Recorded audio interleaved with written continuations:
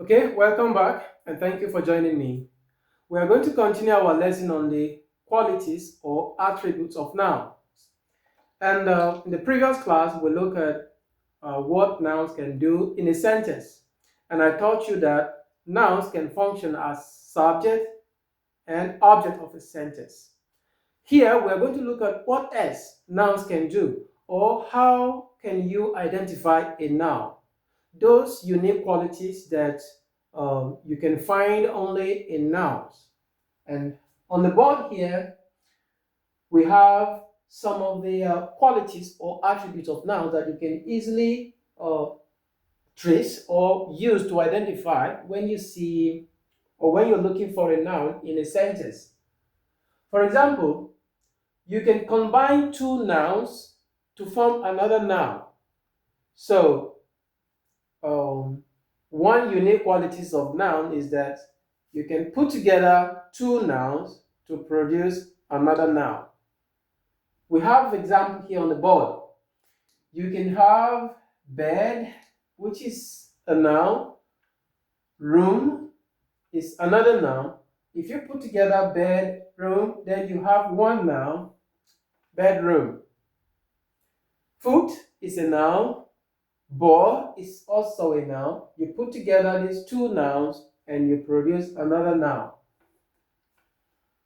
You have key is a noun.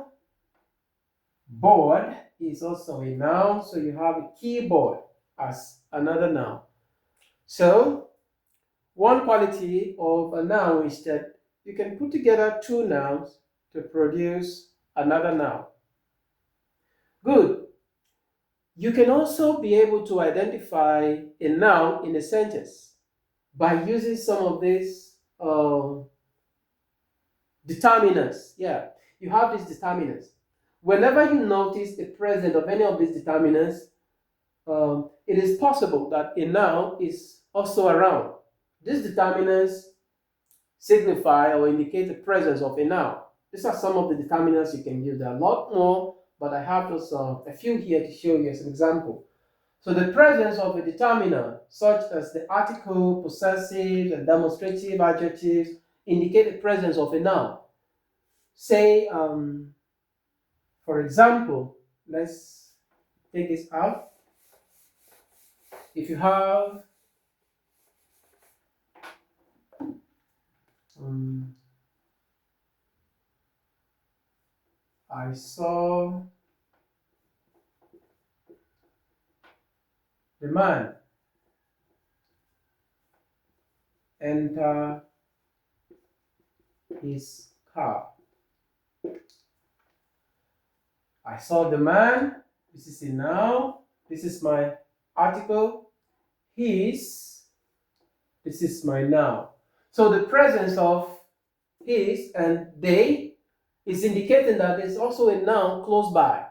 Remember, it's not that the determiner must follow the noun immediately. Sometimes you might have an adjective coming before the noun itself. But the presence of any of the determinants can signify the presence of a noun as well. So if you're reading a text, for example, or you want to identify nouns in a text, a long text, for example, you can look up for uh, these words, these articles or determinants. You can look out for them. If you find any of them, then it's very likely that a noun is also around, because nouns have these determinants to modify or qualify them. Also, another quality of nouns is that nouns can take possessives by using s, apostrophe, and s. You can form a possessive by using an apostrophe and s. So, for instance, let's make that the fifth attribute of a noun. Let me take this away.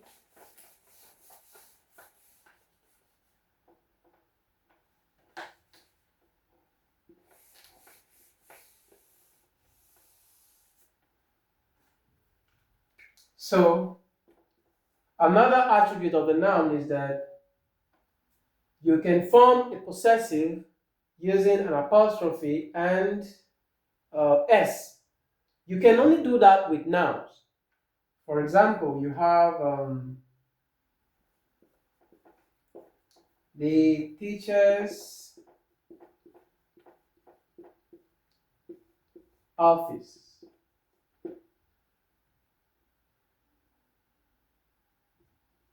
is at the end of,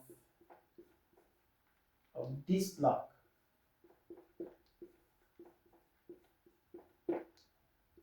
Yes. The teacher's office is at the end of this block.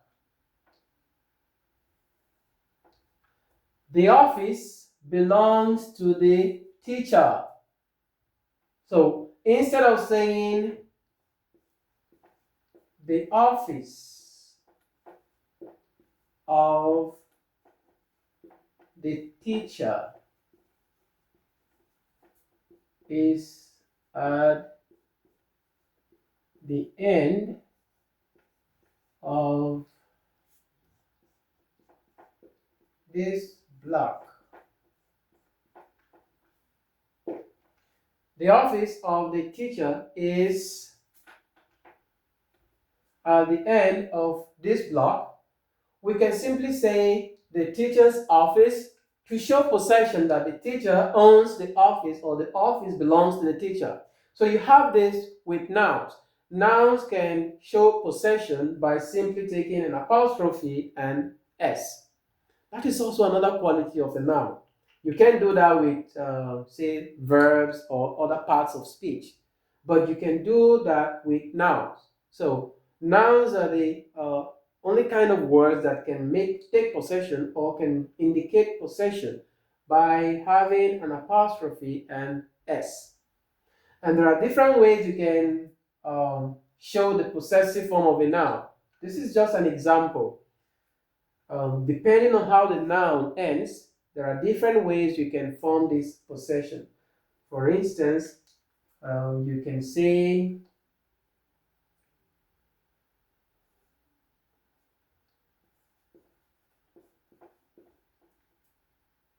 Charles's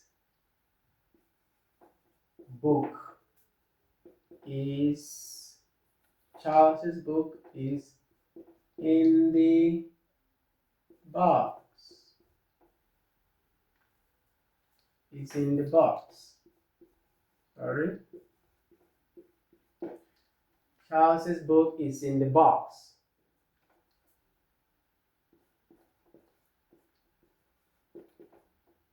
The girls' club is open.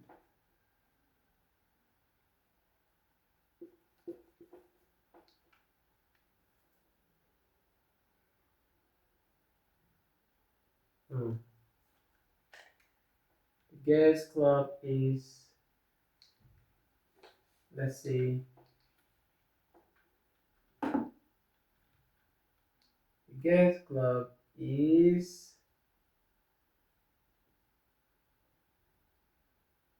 closed.